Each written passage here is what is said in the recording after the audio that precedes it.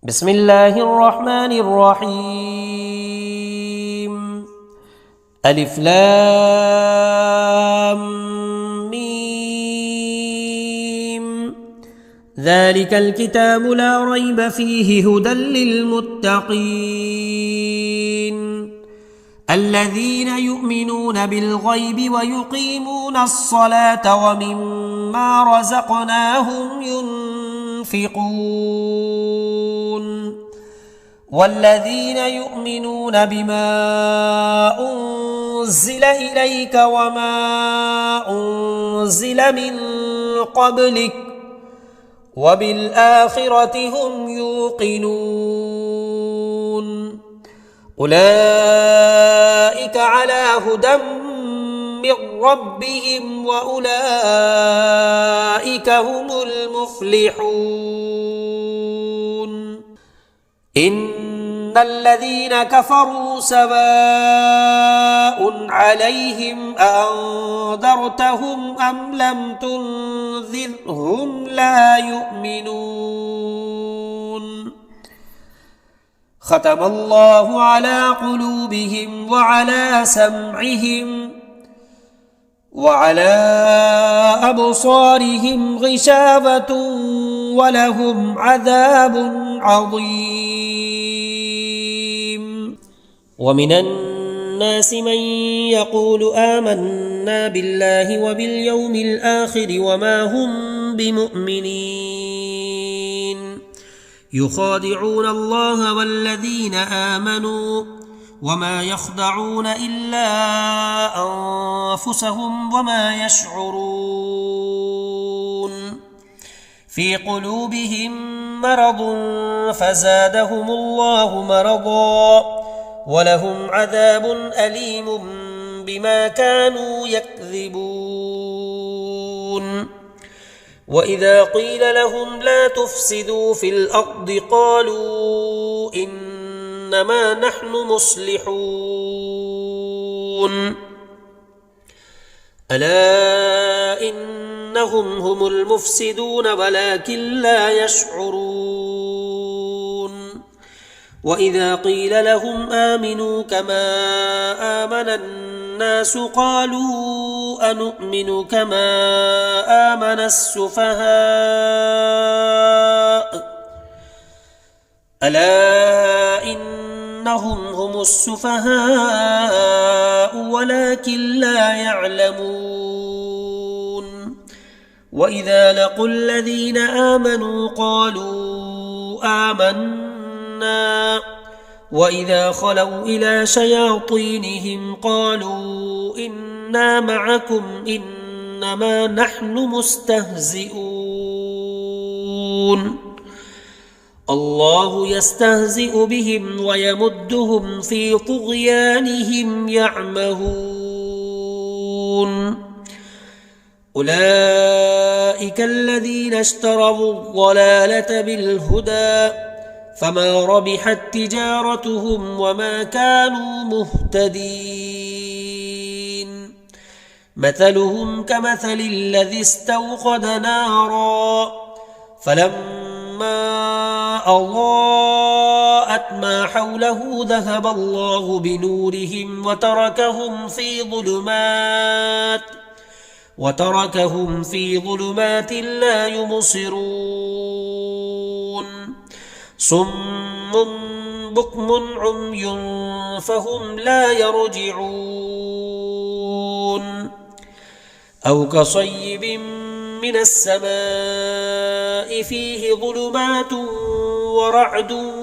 وبرق يجعلون أصابعهم في آذانهم من الصواعق حذر الموت والله محيط بالكافرين. يكاد البرق يخطف أبصارهم كلما أضاء لهم مشوا فيه وإذا أظلم عليهم قاموا ولو شاء الله لذهب بسمعهم وأبصارهم إن الله على كل شيء قدير. يا أيها الناس اعبدوا ربكم الذي خلقكم والذين من قبلكم لعلكم تتقون الذي جعل لكم الأرض فراشا والسماء بناء وأنزل من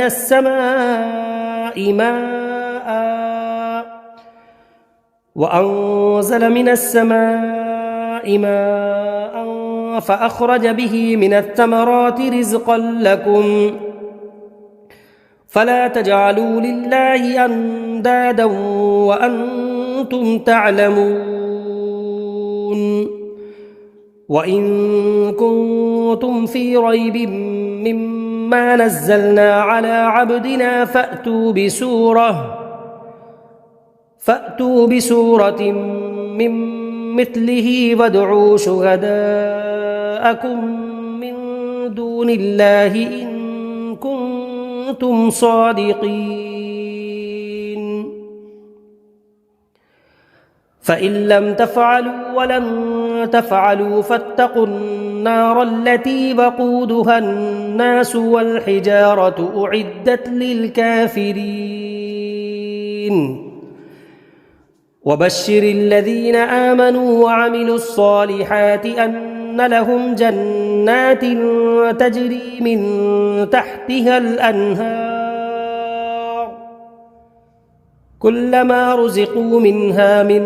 ثمرة رزقا قالوا هذا الذي رزقنا من قبل وأتوا به متشابها ولهم فيها أزواج مطهرة وهم فيها خالدون. إن الله لا يستحيي أن يضرب مثلا ما بعوضة فما فوقها فأما الذين آمنوا فيعلمون أنه الحق من ربهم وأما الذين كفروا فيقولون ماذا أراد الله بهذا مثلا يضل به كثيرا ويهدي به كثيرا وما يضل به إلا الفاسقين الذين ينقضون عهد الله من بعد ميثاقه ويقطعون ما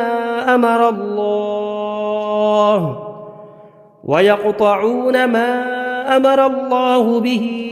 أن يوصل ويفسدون في الأرض أولئك هم الخاسرون.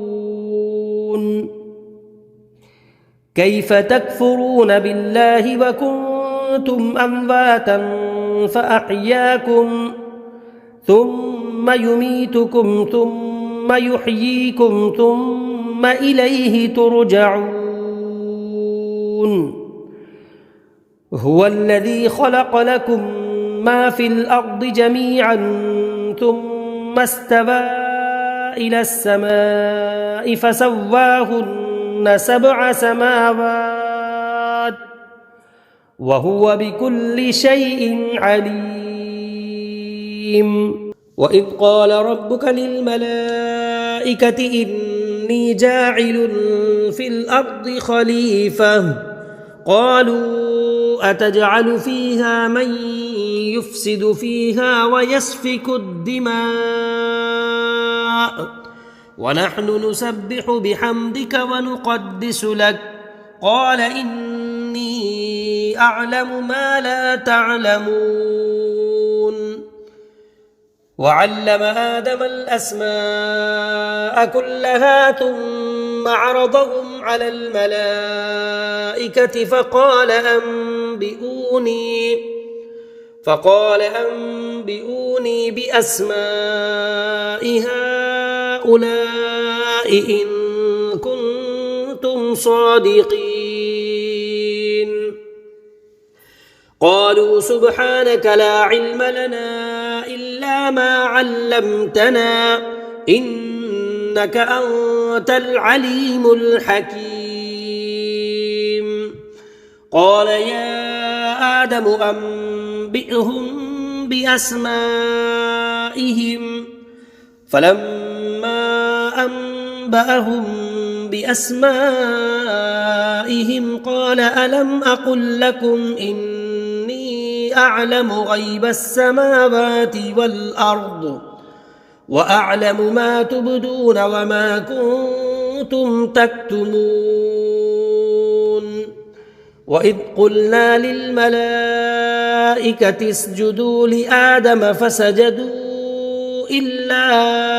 إبليس أبى واستكبر وكان من الكافرين. وقلنا يا آدم اسكن أنت وزوجك الجنة وكلا منها رغدا حيث شئتما ولا تقربا هذه الشجرة فتكونا من الظالمين. فأزلهما الشيطان عنها فأخرجهما مما كانا فيه وقلنا اهبطوا بعضكم لبعض عدو ولكم في الأرض مستقر ومتاع إلى حين. فتلقى آدم من ربه كلمات فتاب عليه إنه هو التواب الرحيم. قلنا اهبطوا منها جميعا فإما يأتينكم مني هدى فمن تبع هداي فلا خوف عليهم ولا هم يحزنون. والذين كفروا وكذبوا بآياتنا أولئك أصحاب النار هم فيها خالدون. يا بني إسرائيل اذكروا نعمتي التي أنعمت عليكم وأوفوا بعهدي أوف بعهدكم وإياي فارهبون. وآمنوا بما أنزلت مصدقا لما معكم ولا تكونوا أول كافر به ولا تشتروا بآياتي ثمنا قليلا وإياي فاتقون. ولا تلبسوا الحق بالباطل وتكتموا الحق وأنتم تعلمون. وأقيموا الصلاة وآتوا الزكاة واركعوا مع الراكعين. أتأمرون الناس بالبر وتنسون أنفسكم وأنتم تتلون الكتاب أفلا تعقلون. واستعينوا بالصبر والصلاة وإنها لكبيرة إلا على الخاشعين الذين يظنون أنهم ملاقو ربهم وأنهم إليه راجعون. يا بني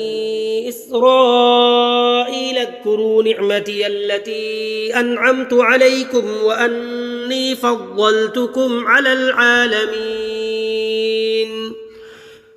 واتقوا يوما لا تجزي نفس عن نفس شيئا ولا يقبل منها شفاعة ولا يؤخذ منها عدل ولا هم ينصرون. وإذ نجيناكم من آل فرعون يسومونكم سوء العذاب يذبحون أبناءكم ويستحيون نساءكم وفي ذلكم بلاء من ربكم عظيم. وإذ فرقنا بكم البحر فأنجيناكم وأغرقنا آل فرعون وأنتم تنظرون وإذ واعدنا موسى 40 ليلة ثم اتخذتم العجل من بعده وأنتم ظالمون ثم عفونا عنكم من بعد ذلك لعلكم تشكرون وإذ آتينا موسى الكتاب والفرقان لعلكم تهتدون وإذ قال موسى لقومه يا قوم إنكم ظلمتم أنفسكم باتخاذكم العجل فتوبوا إلى بارئكم فاقتلوا أنفسكم ذلكم خير لكم عند بارئكم فتاب عليكم إنه هو التواب الرحيم وإذ قلتم يا موسى لن نؤمن لك حتى نرى الله جهرة فأخذتكم الصاعقة وأنتم تنظرون ثم بعثناكم من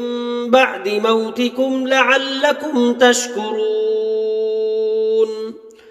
وظللنا عليكم الغمام وأنزلنا عليكم المن والسلوى كلوا من طيبات ما رزقناكم وما ظلمونا ولكن كانوا أنفسهم يظلمون وإذ قلنا ادخلوا هذه القرية فكلوا منها حيث شئتم رغدا وادخلوا الباب سجدا وقولوا حطة نغفر لكم خطاياكم وسنزيد المحسنين فبدل الذين ظلموا قولا غير الذي قيل لهم فأنزلنا على الذين ظلموا رجزا من السماء بما كانوا يفسقون وإذ استسقى موسى لقومه فقلنا اضرب بعصاك الحجر فانفجرت منه 12 عينا قد علم كل أناس مشربهم كلوا واشربوا من رزق الله ولا تعثوا في الأرض مفسدين وإذ قلتم يا موسى لن نصبر على طعام واحد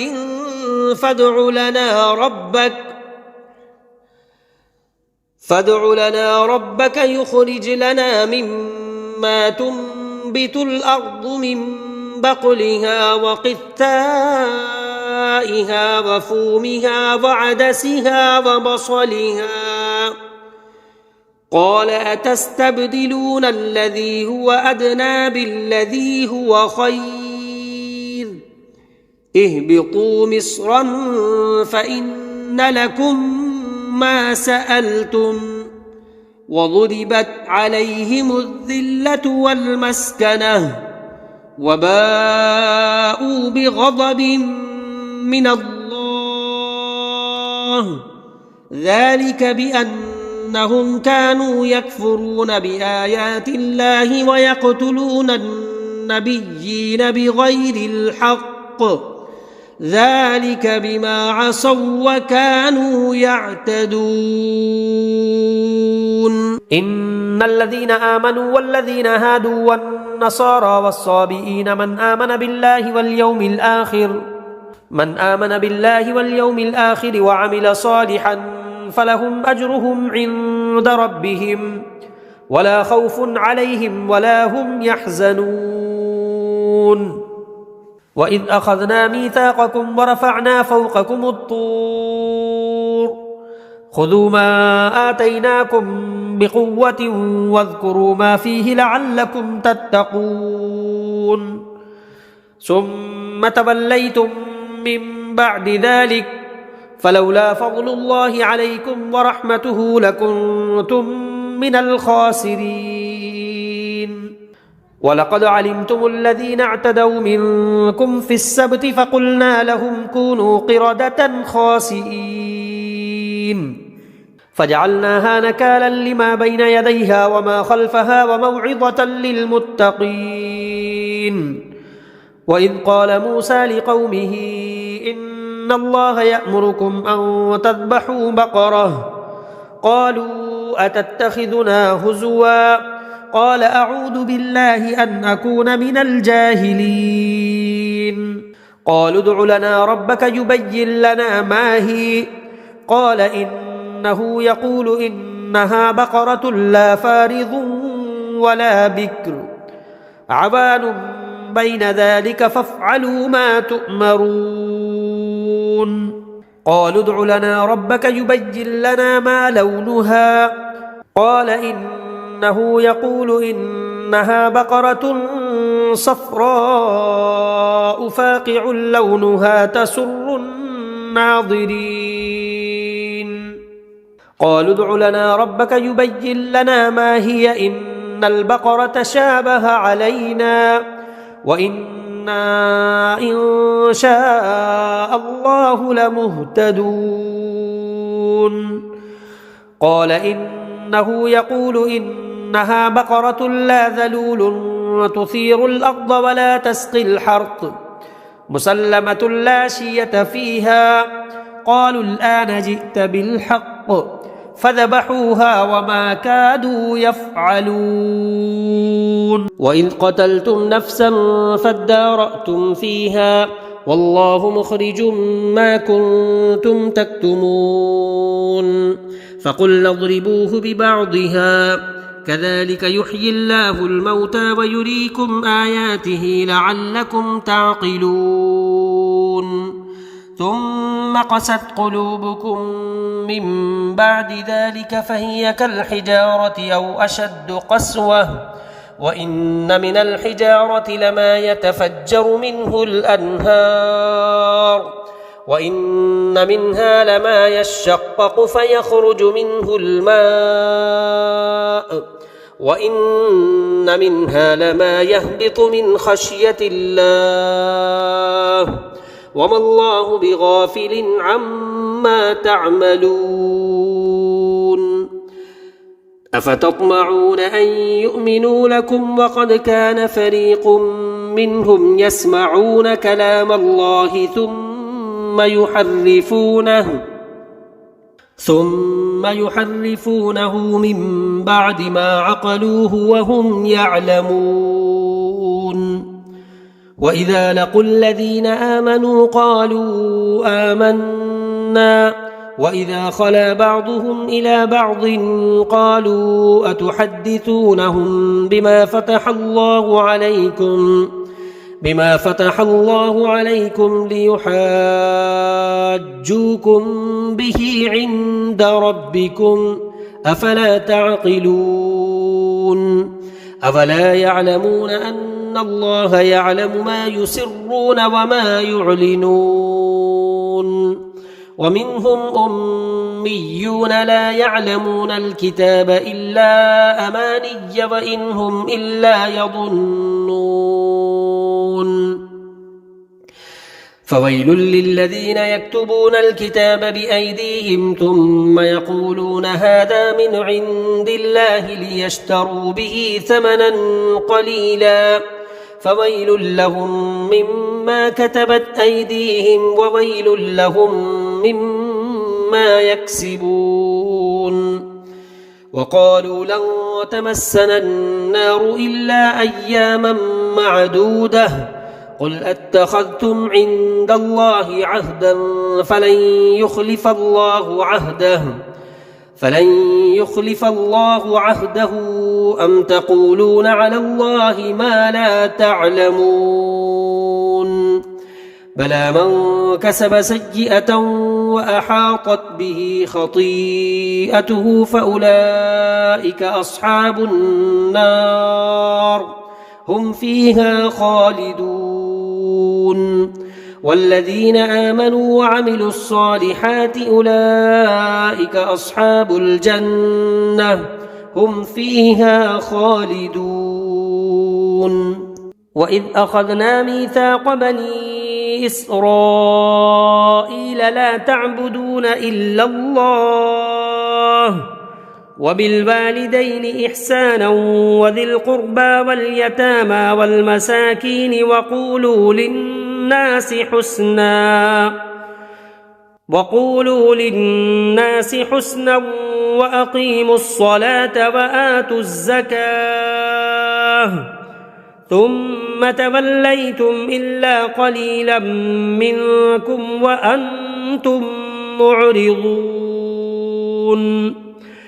وإذ أخذنا ميثاقكم لا تسفكون دماءكم ولا تخرجون أنفسكم من دياركم ثم أقررتم وأنتم تشهدون ثم أنتم هؤلاء تقتلون أنفسكم وتخرجون فريقا منكم من ديارهم تظاهرون عليهم بالإثم والعدوان وإن يأتوكم أسارى تفادوهم وهو محرم عليكم إخراجهم أفتؤمنون ببعض الكتاب وتكفرون ببعض فما جزاء من يفعل ذلك منكم إلا خزي في الحياة الدنيا ويوم القيامة يردون إلى أشد العذاب وما الله بغافل عما تعملون أولئك الذين اشتروا الحياة الدنيا بالآخرة فلا يخفف عنهم العذاب ولا هم ينصرون ولقد آتينا موسى الكتاب وقفينا من بعده بالرسل وآتينا عيسى ابن مريم البينات وأيدناه بروح القدس أفكلما جاءكم رسول بما لا تهوى أنفسكم استكبرتم ففريقا كذبتم وفريقا تقتلون وقالوا قلوبنا غلف بل لعنهم الله بكفرهم فقليلا ما يؤمنون ولما جاءهم كتاب من عند الله مصدق لما معهم وكانوا من قبل يستفتحون على الذين كفروا فلما جاءهم ما عرفوا كفروا به فلعنة الله على الكافرين بئس ما اشتروا به أنفسهم أن يكفروا بما أنزل الله بغيا أن ينزل الله من فضله على من يشاء من عباده فباءوا بغضب على غضب وللكافرين عذاب مهين وإذا قيل لهم آمنوا بما أنزل الله قالوا نؤمن بما أنزل علينا ويكفرون بما براءه وهو الحق مصدقا لما معهم قل فلم تقتلون أنبياء الله من قبل إن كنتم مؤمنين ولقد جاءكم موسى بالبينات ثم اتخذتم العجل من بعده وأنتم ظالمون وإذ أخذنا ميثاقكم ورفعنا فوقكم الطور خذوا ما آتيناكم بقوة واسمعوا قالوا سمعنا وعصينا وأشربوا في قلوبهم العجل بكفرهم قل بئس ما يأمركم به إيمانكم إن كنتم مؤمنين قل إن كانت لكم الدار الآخرة عند الله خالصة من دون الناس فتمنوا الموت إن كنتم صادقين ولن يتمنوه أبدا بما قدمت أيديهم والله عليم بالظالمين ولتجدنهم أحرص الناس على حياة ومن الذين أشركوا يود أحدهم لو يعمر 1000 سنة وما هو بمزحزحه من العذاب أن يعمر والله بصير بما يعملون قل من كان عدوا لجبريل فإنه نزله على قلبك بإذن الله مصدقا لما بين يديه وهدى وبشرى للمؤمنين من كان عدوا لله وملائكته ورسله وجبريل وميكال فإن الله عدو للكافرين ولقد أنزلنا إليك آيات بينات وما يكفر بها إلا الفاسقون أو كلما عاهدوا عهدا نبذه فريق منهم بل أكثرهم لا يؤمنون ولما جاءهم رسول من عند الله مصدق لما معهم نبذ فريق من الذين أوتوا كتاب الله وراء ظهورهم كأنهم لا يعلمون واتبعوا ما تتلو الشياطين على ملك سليمان وما كفر سليمان ولكن الشياطين كفروا يعلمون الناس السحر وما أنزل على الملكين ببابل هاروت وماروت وما يعلمان من أحد حتى يقولا إنما نحن فتنة فلا تكفر فيتعلمون منهما ما يفرقون به بين المرء وزوجه وما هم بضارين به من أحد إلا بإذن الله ويتعلمون ما يضرهم ولا ينفعهم ولقد علموا لمن اشتراه ما له في الآخرة من خلاق ولبئس ما شروا به أنفسهم لو كانوا يعلمون ولو أنهم آمنوا واتقوا لمثوبة من عند الله خير لو كانوا يعلمون يا أيها الذين آمنوا لا تقولوا راعنا وقولوا انظرنا واسمعوا وللكافرين عذاب أليم ما يود الذين كفروا من أهل الكتاب ولا المشركين أن ينزل عليكم من خير من ربكم والله يختص برحمته من يشاء والله ذو الفضل العظيم ما ننسخ من آية أو ننسها نأت بخير منها أو مثلها ألم تعلم أن الله على كل شيء قدير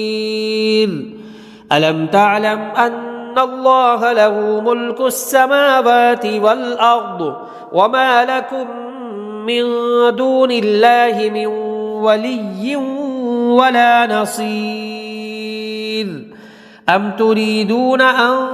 تسألوا رسولكم كما سئل موسى من قبل ومن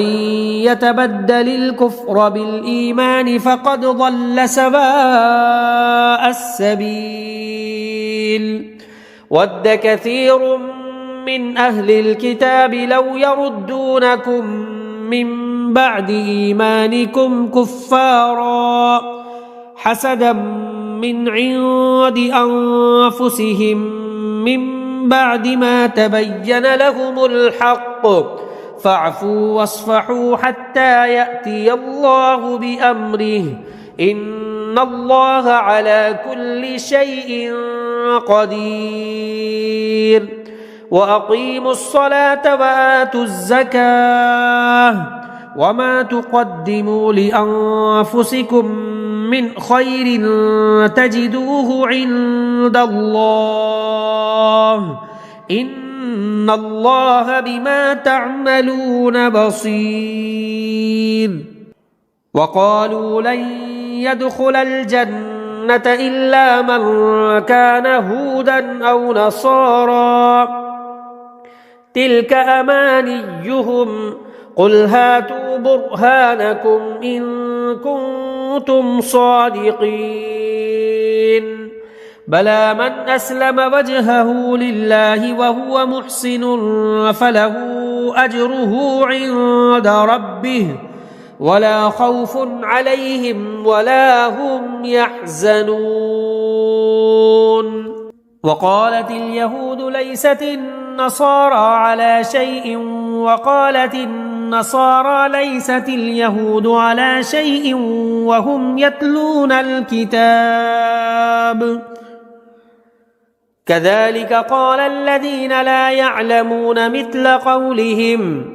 فالله يحكم بينهم يوم القيامة فيما كانوا فيه يختلفون ومن أظلم ممن منع مساجد الله أن يذكر فيها اسمه وسعى في خرابها أولئك ما كان لهم أن يدخلوها إلا خائفين لهم في الدنيا خزي ولهم في الآخرة عذاب عظيم ولله المشرق والمغرب فأينما تولوا فثم وجه الله إن الله واسع عليم وقالوا اتخذ الله ولدا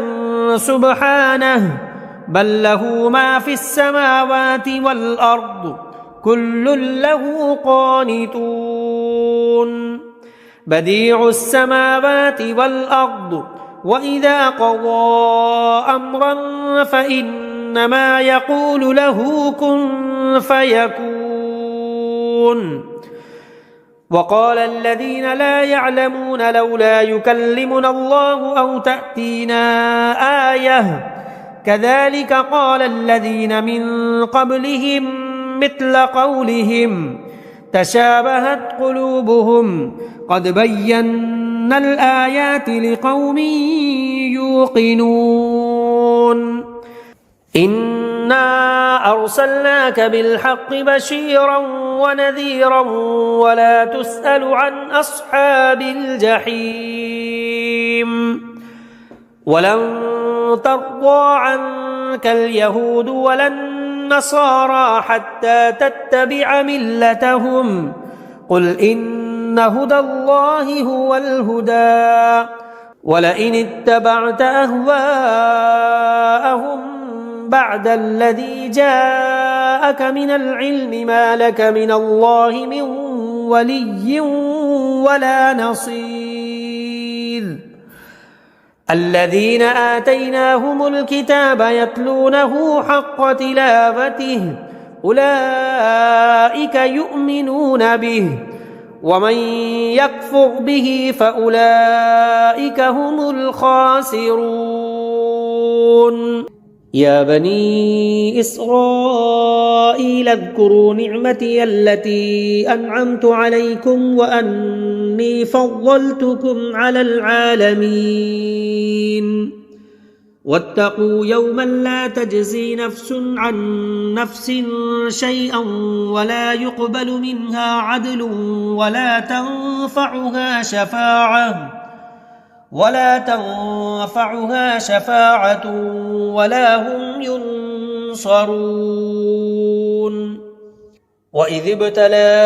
إبراهيم ربه بكلمات فأتمهن قال إني جاعلك للناس إماما قال ومن ذريتي قال لا ينال عهد الظالمين وإذ جعلنا البيت مثابة للناس وأمنا واتخذوا من مقام إبراهيم مصلى وعهدنا إلى إبراهيم وإسماعيل أن طهرا بيتي للطائفين والعاكفين والركع السجود وإذ قال إبراهيم رب اجعل هذا بلدا آمنا وارزق أهله من الثمرات من آمن منهم بالله واليوم الآخر قال ومن كفر فأمتعه قليلا ثم أضطره إلى عذاب النار وبئس المصير وإذ يرفع إبراهيم القواعد من البيت وإسماعيل ربنا تقبل منا إنك أنت السميع العليم ربنا وجعلنا مسلمين لك ومن ذريتنا أمة مسلمة لك وأرنا مناسكنا وتب علينا إنك أنت التواب الرحيم ربنا وبعث فيهم رسولا منهم يتلو عليهم آياتك ويعلمهم الكتاب والحكمة ويزكيهم إنك أنت العزيز الحكيم ومن يرغب عن ملة إبراهيم إلا من سفه نفسه ولقد اصطفيناه في الدنيا وإنه في الآخرة لمن الصالحين إذ قال له ربه أسلم قال أسلمت لرب العالمين ووصى بها إبراهيم بنيه ويعقوب يا بني إن الله اصطفى لكم الدين فلا تموتن إلا وأنتم مسلمون أم كنتم شهداء إذ حضر يعقوب الموت إذ قال لبنيه ما تعبدون من بعدي قالوا نعبد إلهك وإله آبائك إبراهيم وإسماعيل وإسحاق إلها واحدا ونحن له مسلمون تلك أمة قد خلت لها ما كسبت ولكم ما كسبتم ولا تسألون عما كانوا يعملون وقالوا كونوا هودا أو نصارى تهتدوا قل بل ملة إبراهيم حنيفا وما كان من المشركين قولوا آمنا بالله وما أنزل إلينا وما أنزل إلى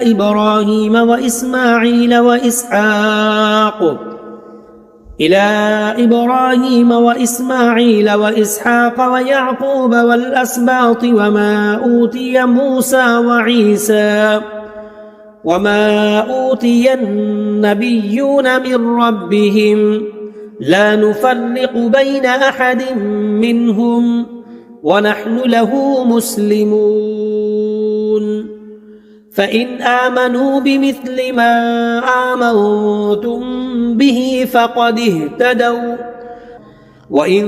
تولوا فإنما هم في شقاق فسيكفيكهم الله وهو السميع العليم صبغة الله ومن أحسن من الله صبغة ونحن له عابدون قل أتحاجوننا في الله وهو ربنا وربكم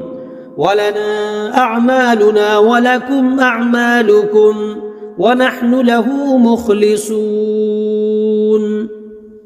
أم تقولون إن إبراهيم وإسماعيل وإسحاق ويعقوب والأسباط كانوا هودا أو نصارى قل أأنتم أعلم أم الله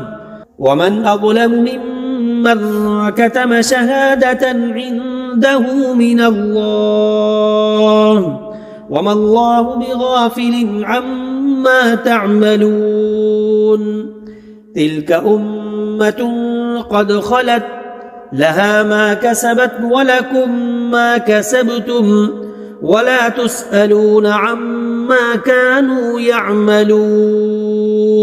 سيقول السفهاء من الناس ما ولاهم عن قبلتهم التي كانوا عليها قل لله المشرق والمغرب يهدي من يشاء إلى صراط مستقيم وكذلك جعلناكم أمة وسطا لتكونوا شهداء على الناس ويكون الرسول عليكم شهيدا وما جعلنا القبلة التي كنت عليها إلا لنعلم من يتبع الرسول ممن ينقلب على عقبيه وإن كانت لكبيرة إلا على الذين هدى الله وما كان الله ليضيع إيمانكم إن الله بالناس لرؤوف رحيم قد نرى تقلب وجهك في السماء فلنولينك قبلة ترضاها فول وجهك شطر المسجد الحرام وحيث ما كنتم فولوا وجوهكم شطره وإن الذين أوتوا الكتاب ليعلمون أنه الحق من ربهم وما الله بغافل عما يعملون ولئن أتيت الذين أوتوا الكتاب بكل آية ما تبعوا قبلتك وما أنت بتابع قبلتهم وما بعضهم بتابع قبلة بعض ولئن اتبعت أهواءهم من بعد ما جاءك من العلم إنك إذا لمن الظالمين الذين آتيناهم الكتاب يعرفونه كما يعرفون أبناءهم وإن فريقا منهم ليكتمون الحق وهم يعلمون الحق من ربك فلا تكونن من الممترين ولكل وجهة هو موليها فاستبقوا الخيرات أينما تكونوا يأت بكم الله جميعا إن الله على كل شيء قدير ومن حيث خرجت فول وجهك شطر المسجد الحرام وإنه للحق من ربك وما الله بغافل عما تعملون ومن حيث خرجت فول وجهك شطر المسجد الحرام وحيث ما كنتم فولوا وجوهكم شطره لئلا يكون للناس عليكم حجة إلا الذين ظلموا منهم فلا تخشوهم واخشوني ولأتم نعمتي عليكم ولعلكم تهتدون كما أرسلنا فيكم رسولا منكم يتلو عليكم آياتنا ويزكيكم ويعلمكم الكتاب والحكمة ويعلمكم ما لم تكونوا تعلمون فاذكروني أذكركم واشكروا لي ولا تكفرون يا أيها الذين آمنوا استعينوا بالصبر والصلاة إن الله مع الصابرين ولا تقولوا لمن يقتل في سبيل الله أموات بل أحياء ولكن لا تشعرون ولنبلونكم بشيء من الخوف والجوع ونقص من الأموال والأنفس والثمرات وبشر الصابرين الذين إذا أصابتهم مصيبة قالوا إنا لله وإنا إليه راجعون أولئك عليهم صلوات من ربهم ورحمة وأولئك هم المهتدون إن الصفا والمروة من شعائر الله فمن حج البيت أو اعتمر فلا جناح عليه أن يطوف بهما ومن تطوع خيرا فإن الله شاكر عليم إن الذين يكتمون ما أنزلنا من البينات والهدى من بعد ما بيناه للناس في الكتاب أولئك يلعنهم الله ويلعنهم اللاعنون إلا الذين تابوا وأصلحوا وبينوا فأولئك أتوب عليهم وأنا التواب الرحيم إن الذين كفروا وماتوا وهم كفار أولئك عليهم لعنة الله والملائكة والناس أجمعين خالدين فيها لا يخفف عنهم العذاب ولا هم ينظرون وإلهكم إله واحد لا إله إلا هو الرحمن الرحيم إن في خلق السماوات والأرض واختلاف الليل والنهار والفلك التي تجري في البحر بما ينفع الناس وما أنزل الله من السماء من ماء فأحيا به الأرض بعد موتها وبث فيها من كل دابة وتصريف الرياح والسحاب المسخر بين السماء والأرض لآيات لقوم يعقلون ومن الناس من يتخذ من دون الله أندادا يحبونهم كحب الله والذين آمنوا أشد حبا لله ولو يرى الذين ظلموا إذ يرون العذاب أن القوة لله جميعا وأن الله شديد العذاب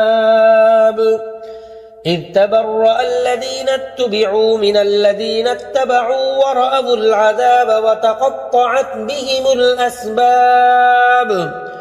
وقال الذين اتبعوا لو أن لنا كرة فنتبرأ منهم كما تبرأوا منا كذلك يريهم الله أعمالهم حسرات عليهم وما هم بخارجين من النار يا أيها الناس كلوا مما في الأرض حلالا طيبا ولا تتبعوا خطوات الشيطان إنه لكم عدو مبين إنما يأمركم بالسوء والفحشاء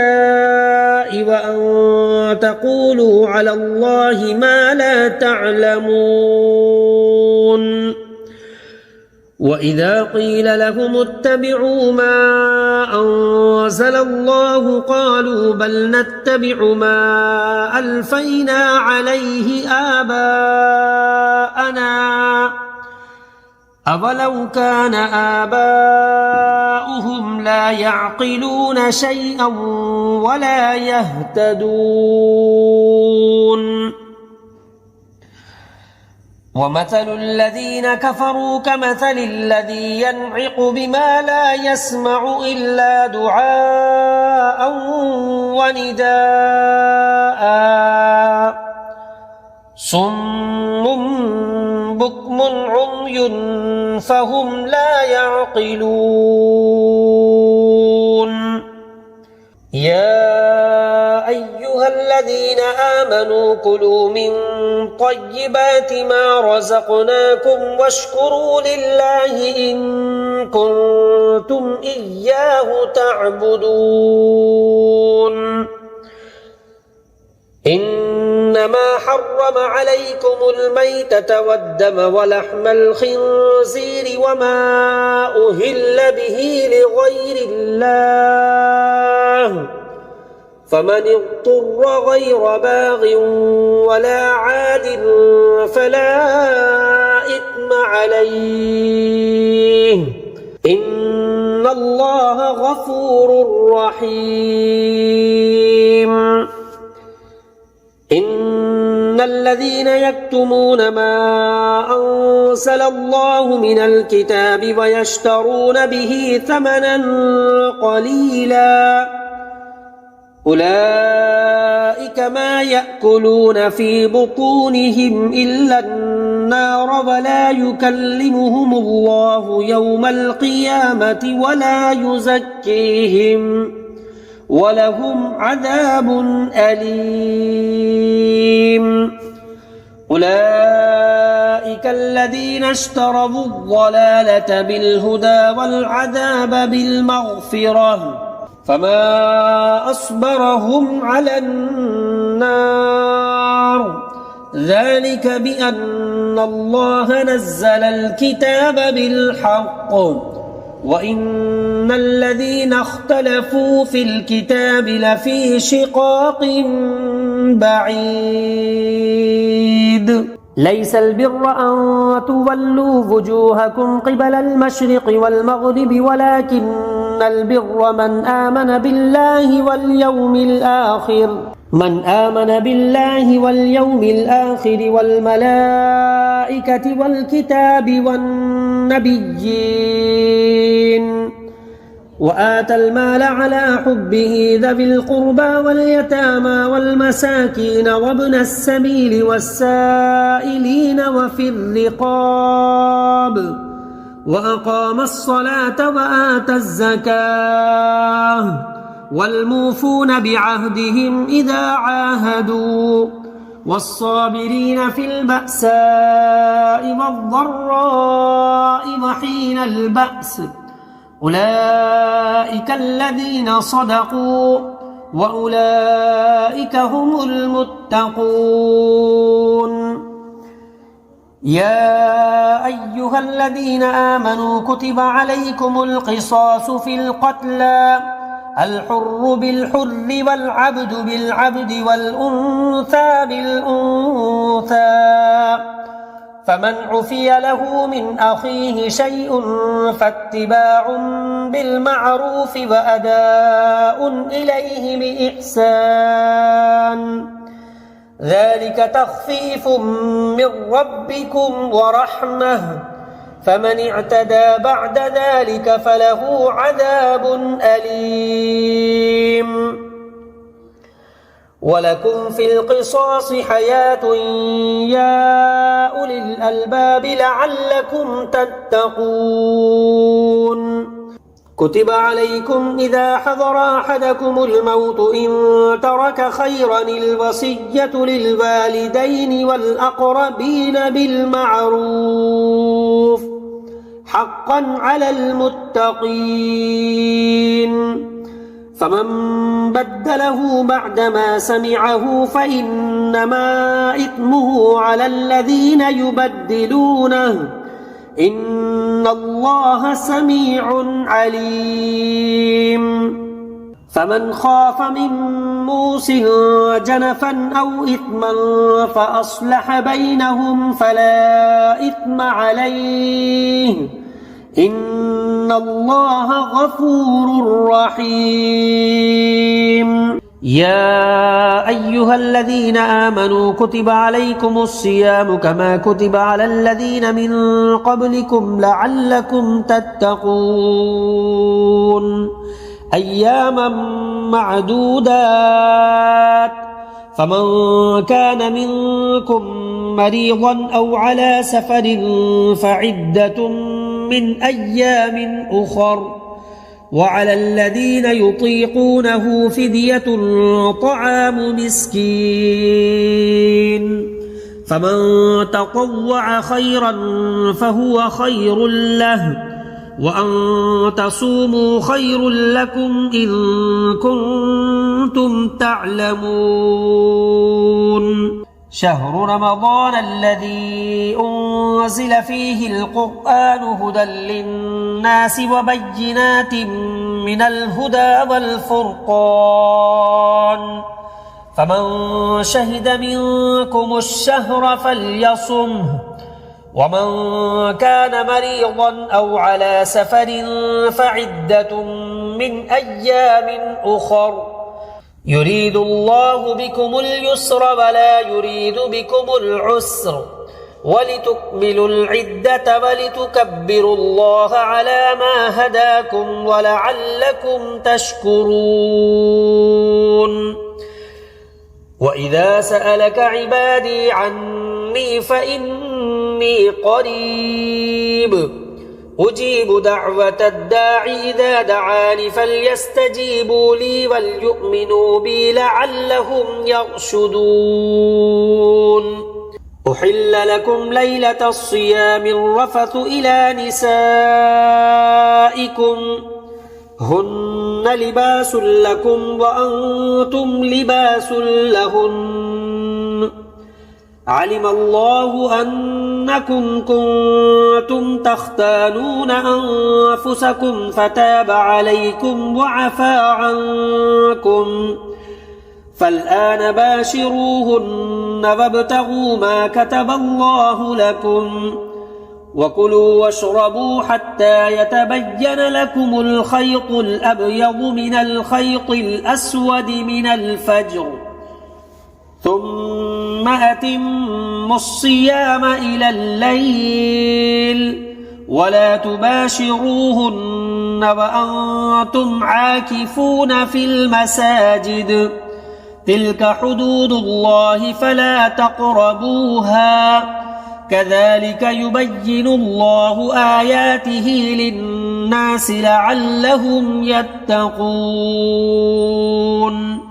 ولا تأكلوا أموالكم بينكم بالباطل وتدلوا بها إلى الحكام لتأكلوا فريقا من أموال الناس بالإثم وأنتم تعلمون يسألونك عن الأهلة قل هي مواقيت للناس والحج وليس البر بأن تأتوا البيوت من ظهورها ولكن البر من اتقى وأتوا البيوت من أبوابها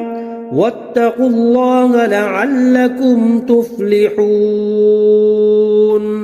وقاتلوا في سبيل الله الذين يقاتلونكم ولا تعتدوا إن الله لا يحب المعتدين واقتلوهم حيث ثقفتموهم وأخرجوهم من حيث أخرجوكم والفتنة أشد من القتل ولا تقاتلوهم عند المسجد الحرام حتى يقاتلوكم فيه فإن قاتلوكم فاقتلوهم كذلك جزاء الكافرين فإن انتهوا فإن الله غفور رحيم وقاتلوهم حتى لا تكون فتنة ويكون الدين لله فإن انتهوا فلا عدوان إلا على الظالمين الشهر الحرام بالشهر الحرام والحرمات قصاص فمن اعتدى عليكم فاعتدوا عليه بمثل ما اعتدى عليكم واتقوا الله واعلموا أن الله مع المتقين وأنفقوا في سبيل الله ولا تلقوا بأيديكم إلى التهلكة وأحسنوا إن الله يحب المحسنين وأتموا الحج والعمرة لله فإن أحصرتم فما استيسر من الهدي ولا تحلقوا رؤوسكم حتى يبلغ الهدي محله فمن كان منكم مريضا أو به أذى من رأسه ففدية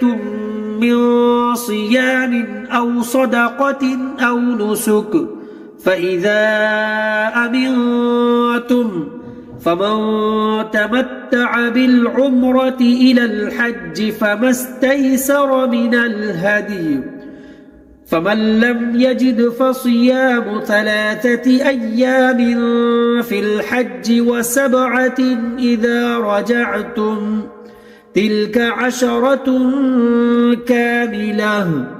ذلك لمن لم يكن أهله حاضر المسجد الحرام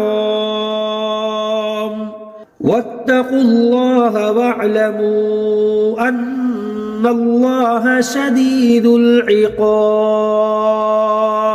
الحج أشهر معلومات فمن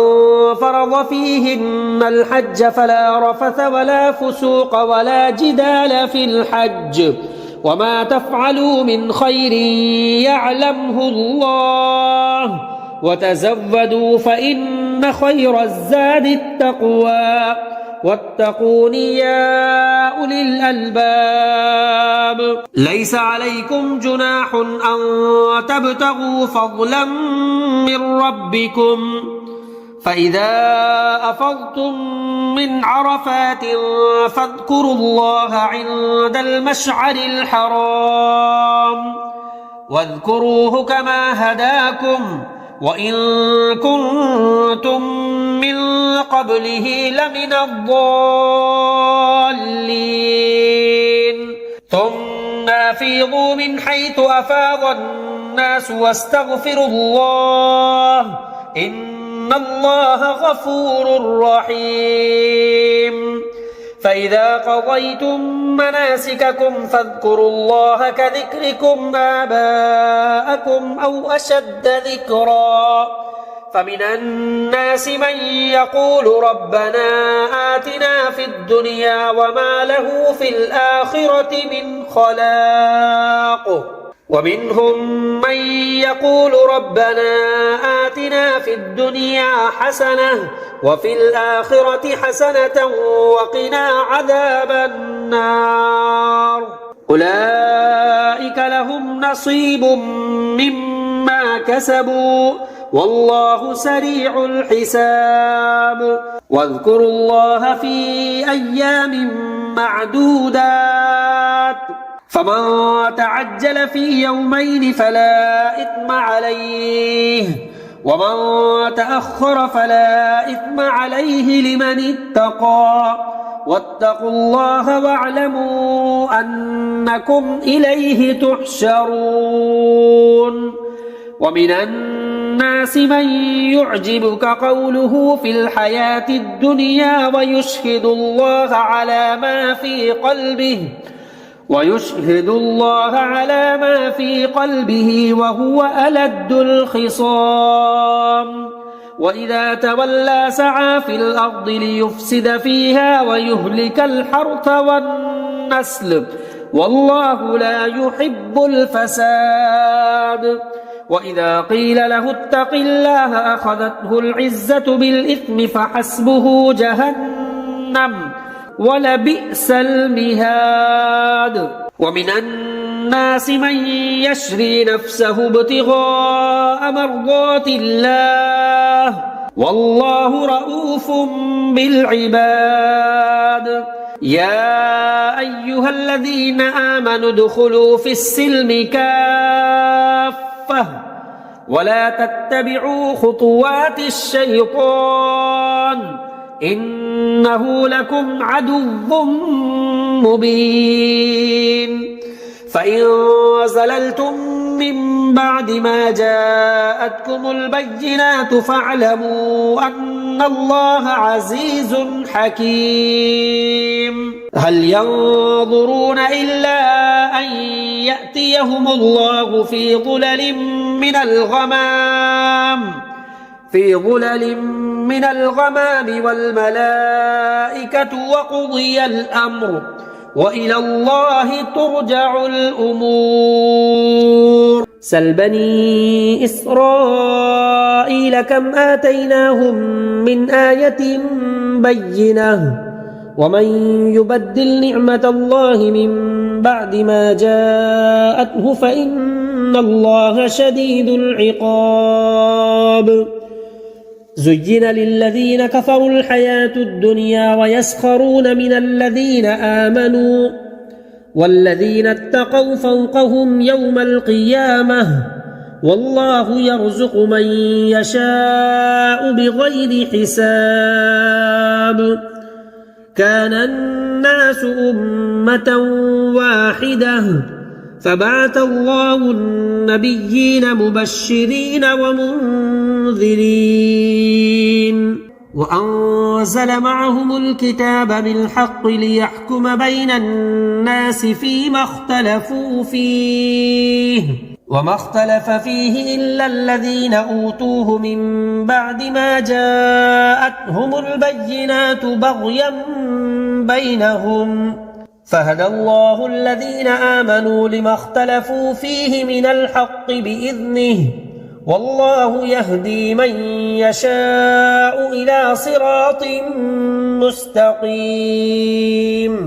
أم حسبتم أن تدخلوا الجنة ولما يأتكم مثل الذين خلوا من قبلكم مستهم البأساء والضراء وزلزلوا حتى يقول الرسول والذين آمنوا معه متى نصر الله ألا إن نصر الله قريب يسألونك ماذا ينفقون قل ما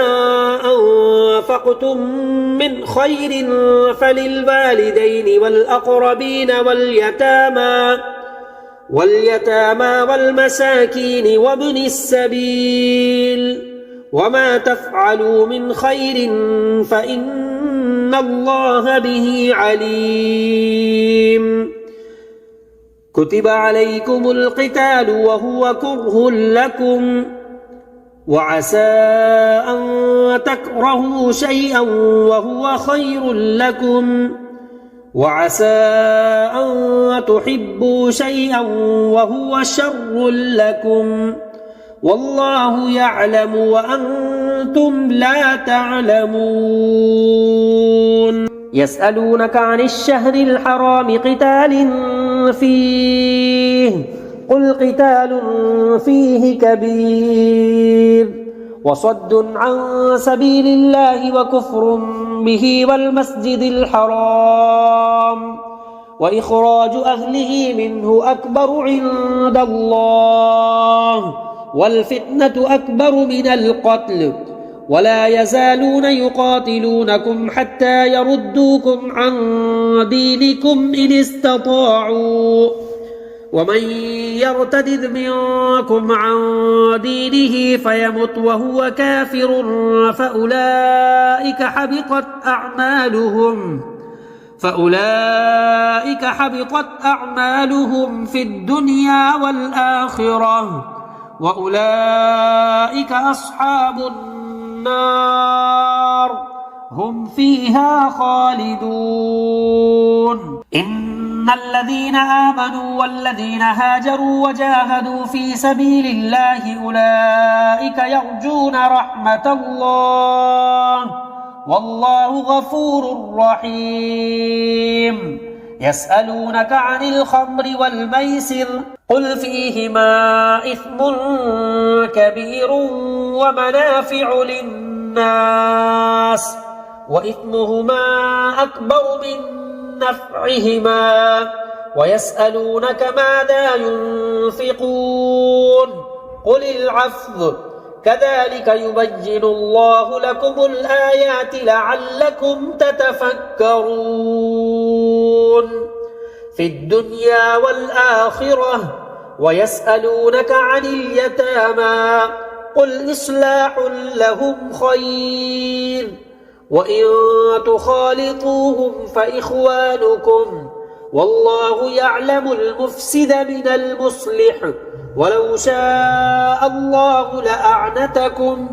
إن الله عزيز حكيم ولا تنكحوا المشركات حتى يؤمن ولأمة مؤمنة خير من مشركة ولو أعجبتكم ولا تنكحوا المشركين حتى يؤمنوا ولعبد مؤمن خير من مشرك ولو أعجبكم أولئك يدعون إلى النار والله يدعو إلى الجنة والمغفرة بإذنه ويبين آياته للناس لعلهم يتذكرون ويسألونك عن المحيض قل هو أذى فاعتزلوا النساء في المحيض ولا تقربوهن حتى يطهرن فإذا تطهرن فأتوهن من حيث أمركم الله إن الله يحب التوابين ويحب المتطهرين نساؤكم حرث لكم فأتوا حرثكم أنى شئتم وقدموا لأنفسكم واتقوا الله واعلموا أنكم ملاقوه وبشر المؤمنين ولا تجعلوا الله عرضة لأيمانكم أن تبروا وتتقوا وتصلحوا بين الناس والله سميع عليم لا يؤاخذكم الله باللغو في أيمانكم ولكن يؤاخذكم بما كسبت قلوبكم والله غفور حليم للذين يؤلون من نسائهم تربص 4 أشهر فإن فاءوا فإن الله غفور رحيم وإن عزموا الطلاق فإن الله سميع عليم والمطلقات يتربصن بأنفسهن 3 قروء ولا يحل لهن أن يكتمن ما خلق الله في أرحامهن إن كن يؤمن بالله واليوم الآخر وبعولتهن أحق بردهن في ذلك إن أرادوا إصلاحا ولهن مثل الذي عليهن بالمعروف وللرجال عليهن درجة والله عزيز حكيم الطلاق 2 مرتان فإمساك بمعروف أو تسريح بإحسان ولا يحل لكم أن تأخذوا مما آتيتموهن شيئا إلا أن يخافا ألا يقيما حدود الله فإن خفتم ألا يقيما حدود الله فلا جناح عليهما فيما افتدت به تلك حدود الله فلا تعتدوها ومن يتعد حدود الله فأولئك هم الظالمون فإن طلقها فلا تحل له من بعد حتى تنكح زوجا غيره فإن طلقها فلا جناح عليهما أن يتراجعا إن ظنا أن يقيما حدود الله وتلك حدود الله يبينها لقوم يعلمون وإذا طلقتم النساء فبلغن أجلهن فأمسكوهن بمعروف أو سرحوهن بمعروف ولا تمسكوهن ضرارا لتعتدوا ومن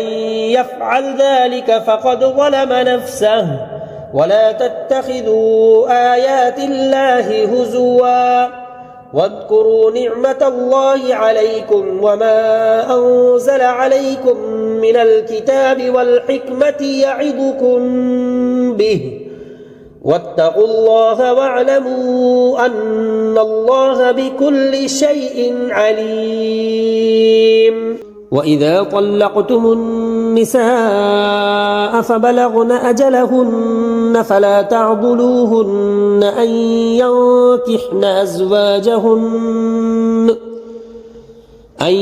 ينكحن أزواجهن إذا تراضوا بينهم بالمعروف ذلك يوعظ به من كان منكم يؤمن بالله واليوم الآخر ذلكم أزكى لكم وأطهر والله يعلم وأنتم لا تعلمون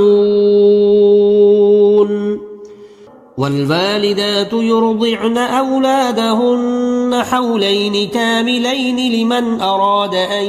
يتم الرضاعة وعلى المولود له رزقهن وكسوتهن بالمعروف لا تكلف نفس إلا وسعها لا تضار والدة بولدها ولا مولود له بولده وعلى الوارث مثل ذلك فإن أرادا فصالا عن تراض منهما وتشاور فلا جناح عليهما وإن أردتم أن تسترضعوا أولادكم فلا جناح عليكم إذا سلمتم ما آتيتم بالمعروف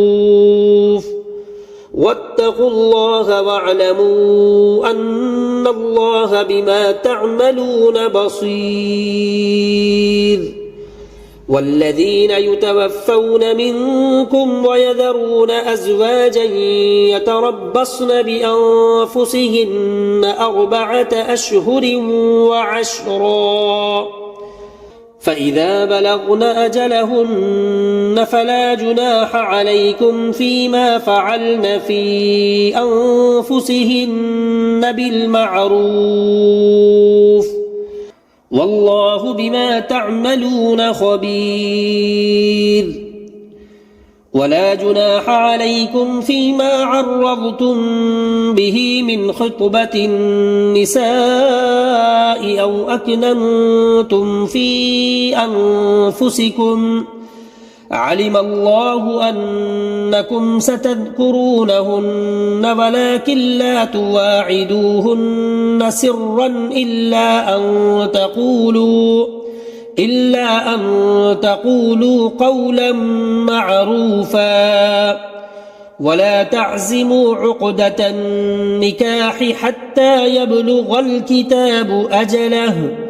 واعلموا أن الله يعلم ما في أنفسكم فاحذروه واعلموا أن الله غفور حليم لا جناح عليكم إن طلقتم النساء ما لم تمسوهن أو تفرضوا لهن فريضة ومتعوهن على الموسع قدره وعلى المقتر قدره متاعا بالمعروف حقا على المحسنين وإن طلقتموهن من قبل أن تمسوهن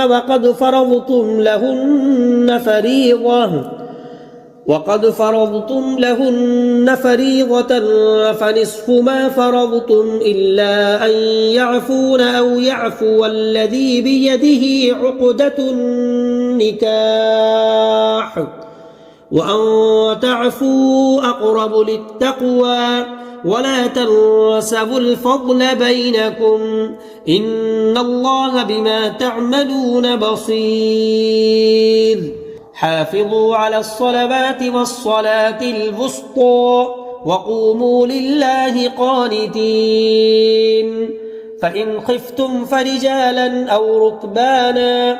فإذا أمنتم فاذكروا الله كما علمكم ما لم تكونوا تعلمون والذين يتوفون منكم ويذرون أزواجا وصية لأزواجهم متاعا إلى الحول غير إخراج فإن خرجن فلا جناح عليكم فيما فعلن في أنفسهن من معروف والله عزيز حكيم. وللمطلقات متاع بالمعروف حقا على المتقين كذلك يبين الله لكم آياته لعلكم تعقلون. ألم تر إلى الذين خرجوا من ديارهم وهم ألوف حذر الموت فقال لهم الله موتوا ثم أحياهم إن الله لذو فضل على الناس ولكن أكثر الناس لا يشكرون. وقاتلوا في سبيل الله واعلموا أن الله سميع عليم. من ذا الذي يقرض الله قرضا حسنا فيضاعفه له أضعافا كثيرة والله يقبض ويبسط وإليه ترجعون. ألم تر إلى الملأ من بني إسرائيل من بعد موسى إذ قالوا لنبي له ابعث لنا ملكا نقاتل في سبيل الله قال هل عسيتم إن كتب عليكم القتال ألا تقاتلوا قالوا وما لنا ألا نقاتل في سبيل الله وقد أخرجنا من ديارنا وأبنائنا فلما كتب عليهم القتال تولوا إلا قليلا منهم والله عليم بالظالمين. وقال لهم نبيهم إن الله قد بعث لكم طالوت ملكا قالوا أنى يكون له الملك علينا ونحن أحق بالملك منه ولم يؤت سعة من المال قال إن الله اصطفاه عليكم وزاده بسطة في العلم والجسم والله يؤتي ملكه من يشاء والله واسع عليم. وقال لهم نبيهم إن آية ملكه أن يأتيكم التابوت فيه سكينة من ربكم وبقية مما ترك آل موسى وآل هارون تحمله الملائكة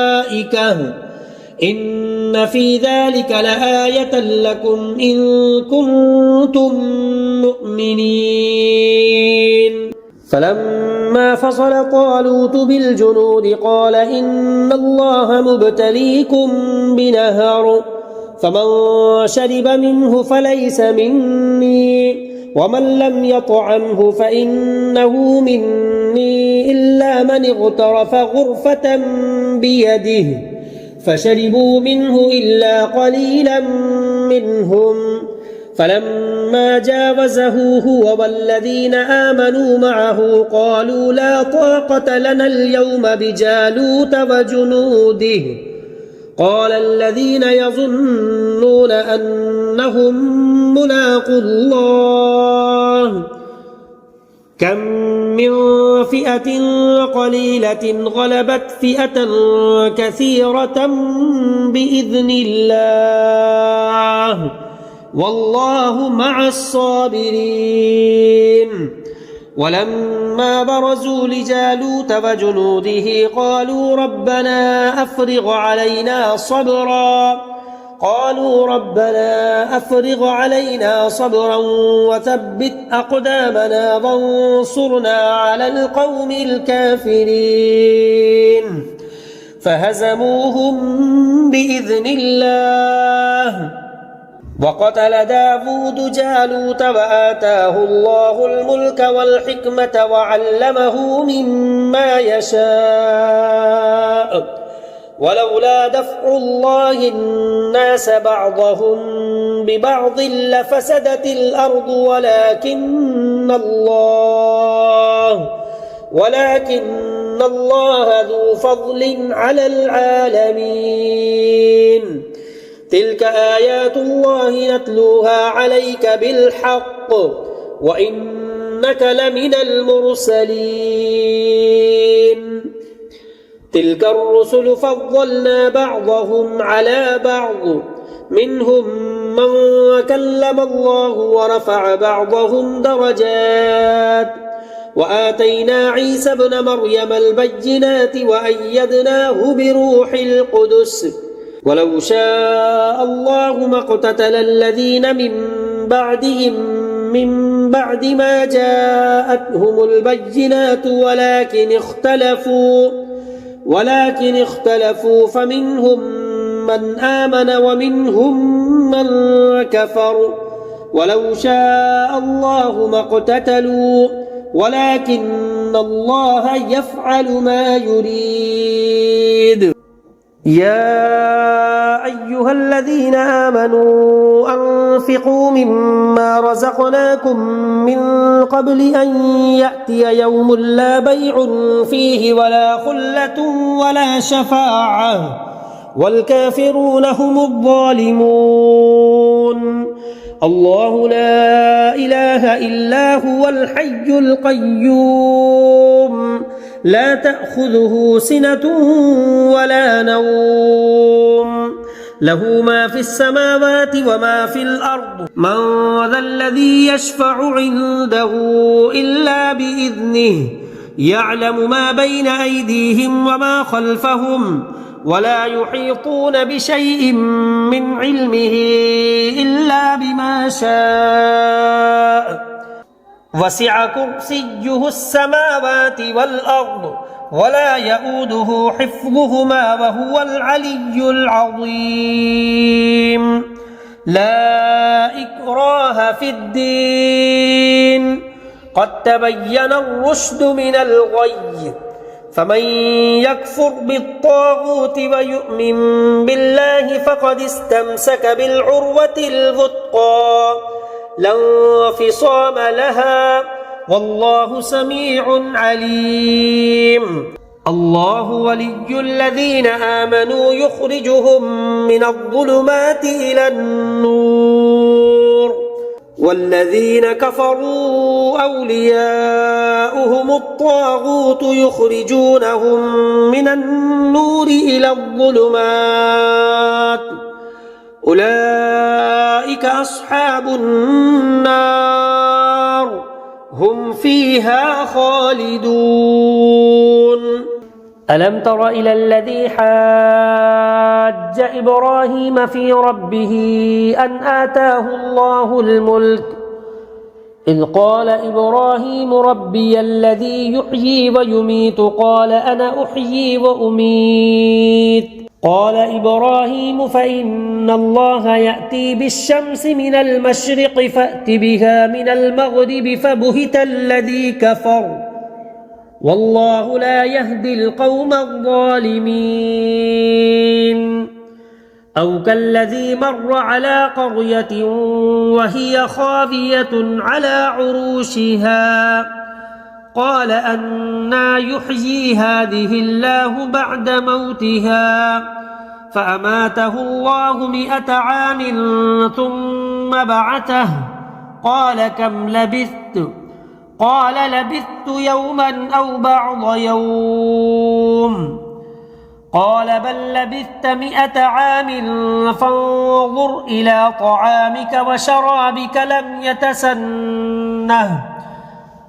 وانظر إلى حمارك ولنجعلك آية للناس وانظر إلى العظام كيف ننشزها ثم نكسوها لحما فلما تبين له قال أعلم أن الله على كل شيء قدير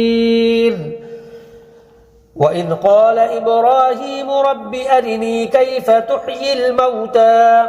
قال أولم تؤمن قال بلى ولكن ليطمئن قلبي قال فخذ 4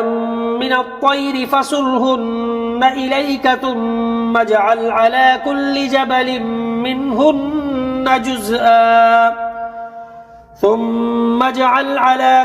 جبل منهن جزءا ثم ادعهن يأتينك سعيا واعلم أن الله عزيز حكيم مثل الذين ينفقون أموالهم في سبيل الله كمثل حبة أنبتت 7 سنابل في كل سنبلة 100 حبة والله يضاعف لمن يشاء والله واسع عليم الذين ينفقون أموالهم في سبيل الله ثم لا يتبعون ما أنفقوا منا ولا أذى لهم أجرهم عند ربهم ولا خوف عليهم ولا هم يحزنون قول معروف ومغفرة خير من صدقة يتبعها أذى والله غني حليم يا أيها الذين آمنوا لا تبطلوا صدقاتكم بالمن والأذى كالذي ينفق ماله رئاء الناس ولا يؤمن بالله واليوم الآخر فمثله كمثل صفوان عليه تراب فأصابه وابل فتركه صلدا لا يقدرون على شيء مما كسبوا والله لا يهدي القوم الكافرين ومثل الذين ينفقون أموالهم ابتغاء مرضات الله وتثبيتا من أنفسهم كمثل جنة بربوة أصابها وابل فآتت أكلها ضعفين فإن لم يصبها وابل فطل والله بما تعملون بصير أيود أحدكم أن تكون له جنة من نخيل وأعناب تجري من تحتها الأنهار له فيها من كل الثمرات وأصابه الكبر وله ذرية ضعفاء فأصابها إعصار فيه نار فاحترقت كذلك يبين الله لكم الآيات لعلكم تتفكرون يا أيها الذين آمنوا أنفقوا من طيبات ما كسبتم ومما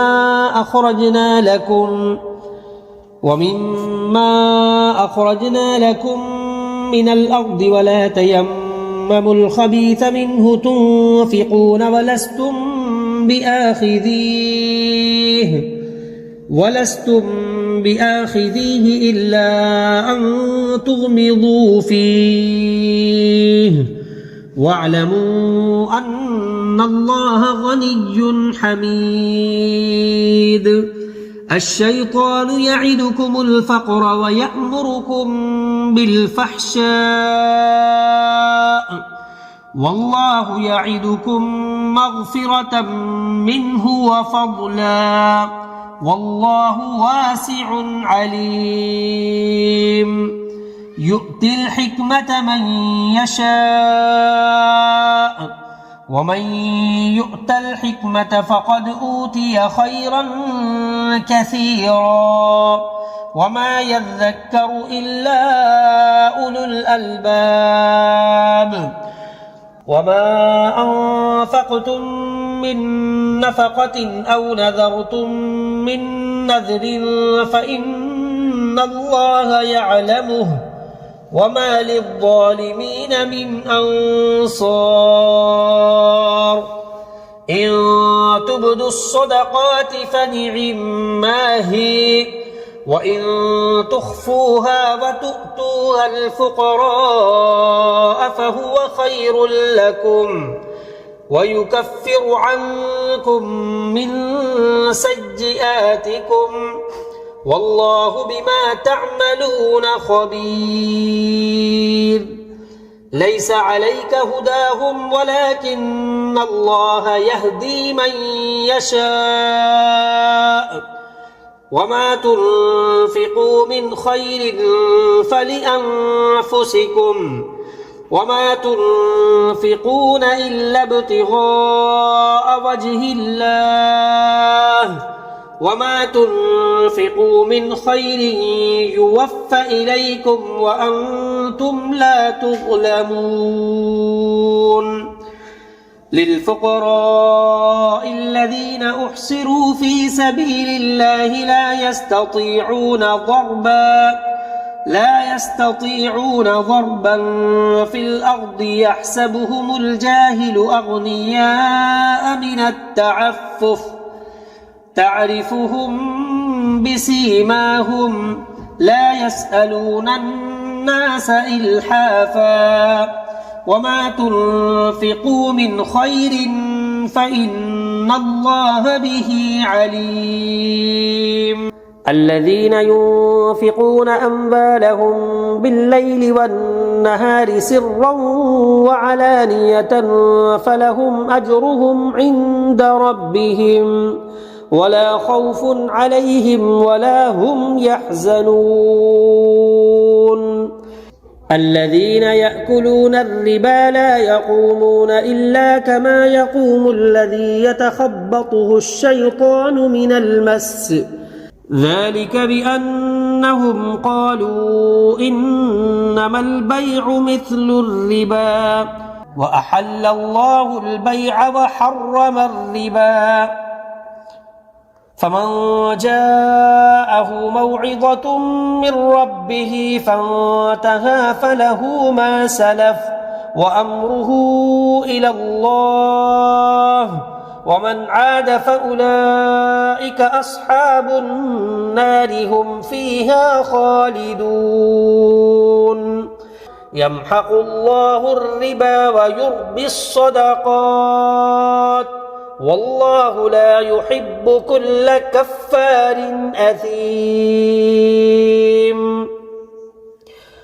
إن الذين آمنوا وعملوا الصالحات وأقاموا الصلاة وآتوا الزكاة لهم أجرهم عند ربهم ولا خوف عليهم ولا هم يحزنون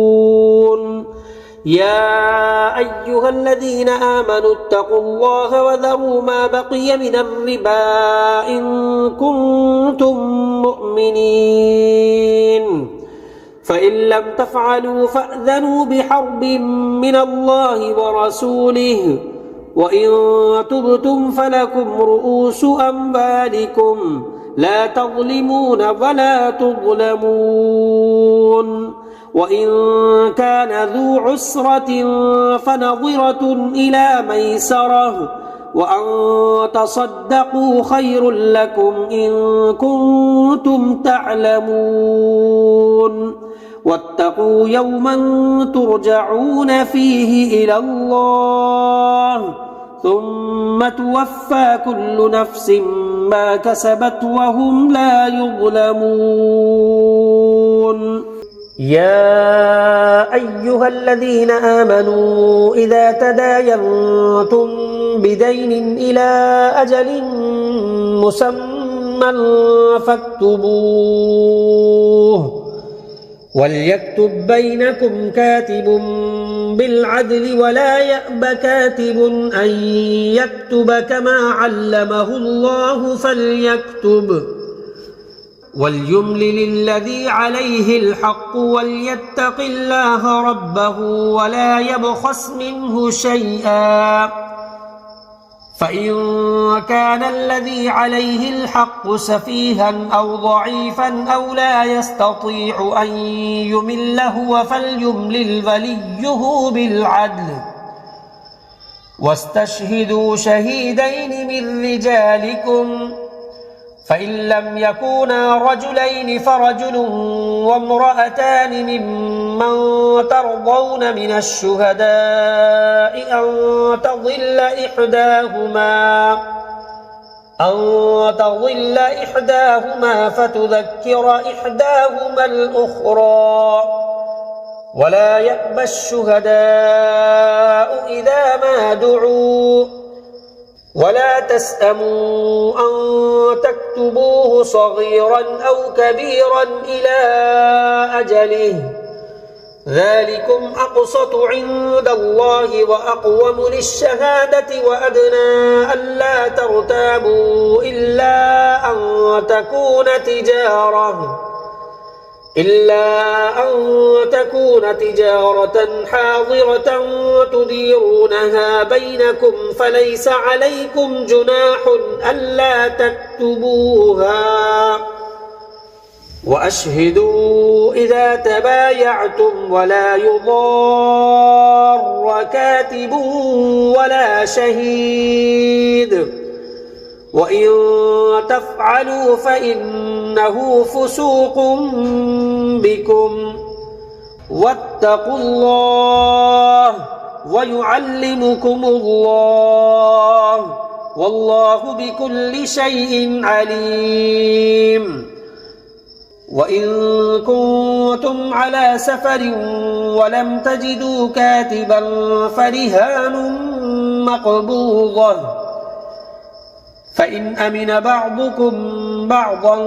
فليؤد الذي اؤتمن أمانته وليتق الله ربه ولا تكتموا الشهادة ومن يكتمها فإنه آثم قلبه والله بما تعملون عليم لله ما في السماوات وما في الأرض وإن تبدوا ما في أنفسكم أو تخفوه يحاسبكم به الله فيغفر لمن يشاء ويعذب من يشاء والله على كل شيء قدير آمن الرسول بما أنزل إليه من ربه والمؤمنون كل آمن بالله وملائكته وكتبه ورسله لا نفرق بين أحد من رسله وقالوا سمعنا وأطعنا غفرانك ربنا وإليك المصير لا يكلف الله نفسا إلا وسعها لها ما كسبت وعليها ما اكتسبت ربنا لا تؤاخذنا إن نسينا أو أخطأنا ربنا ولا تحمل علينا إصرا كما حملته على الذين من قبلنا ربنا ولا تحملنا ما لا طاقة لنا به واعف عنا واغفر لنا وارحمنا أنت مولانا فانصرنا على القوم الكافرين